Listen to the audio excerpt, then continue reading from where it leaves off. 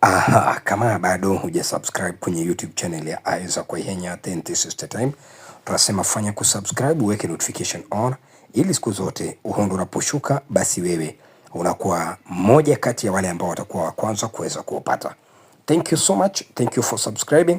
Asante kwa kuweka notification on. Uhondo utakaposhuka basi utakuwa wa kwanza kuweza kupata. Na picha hii kama unavyoiona ni picha ya basi ODM Central Management Committee meeting, yani mkutano wa chama cha ODM, viongozi wale wa kamati na ambao walipatana leo katika eneo la Vipingo, Kilifi, chini ya uongozi wake Daktari Oburu Odinga.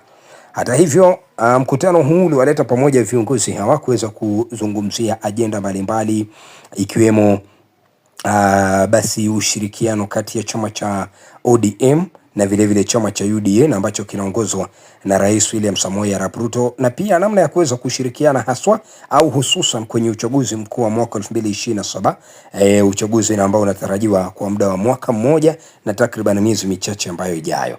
Hata hivyo, katika picha hii kama unavyoiona anakosekana katibu mkuu wa chama cha ODM Edwin Sifuna pamoja na naibu mwenyekiti wa chama hicho Godfrey Osotsi, moja kwa moja na ambaye ni seneta. Wanakosekana hawa katika mkutano huu, huku picha hii wakionekana waziwazi baadhi ya viongozi. Yupo Oburu Odinga na yupo pia Abdiswamad Sharif Nasri, huyu ni gavana moja kwa moja, na hivyo ni baadhi tu ya viongozi ambao walifika, lakini maswali mengi yamezidi kuibuliwa. Je, amekosaje Sifuna? Mzozo unazidi kutokota au kuna kwendaje? Inakuwaje kwamba Sifuna patikani katika mkutano sawa kama huu, ama mkutano wa haiba ya juu kama huu ambao unaleta pamoja viongozi wa chama cha ODM? Hata hivyo mkao huu unaandaliwa siku mbili tu baada ya Oburu Odinga kukutana na Sifuna, na wakasema kwamba chama kipo imara na kila kitu kipo laini.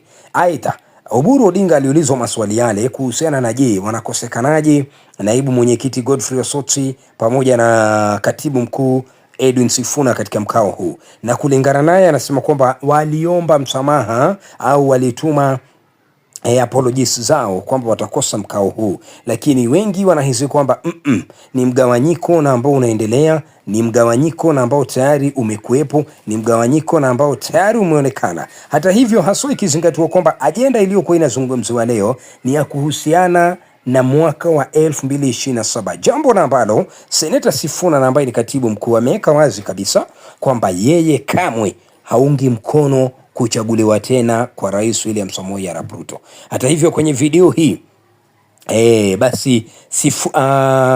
basi bwana Oburu anaonekana kuelezea mikakati na ambayo ameelewana na namna ambavyo watakuwa kiendeleza swala nzima likizidi kuibuliwa. Je, Sifuna alikosa kutokana na msimamo wake wa one term, huku chama cha ODM kikisisitiza kwamba kinataka two term, au je, kipi kilichopelekea Sifuna kukosa mkao huu?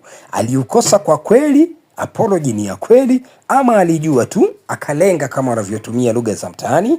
Moja kwa moja kwenye comment section. Na je, mzozo huu wa chama utakwendaje? Kwenye comment section kufanya vile, na kama bado huja subscribe kwenye YouTube channel ya Isaac Waihenya, kama kawaida tunasema fanya vile, subscribe, uweke notification on, uhondo unaposhuka unakuwa wa kwanza kuweza kupata.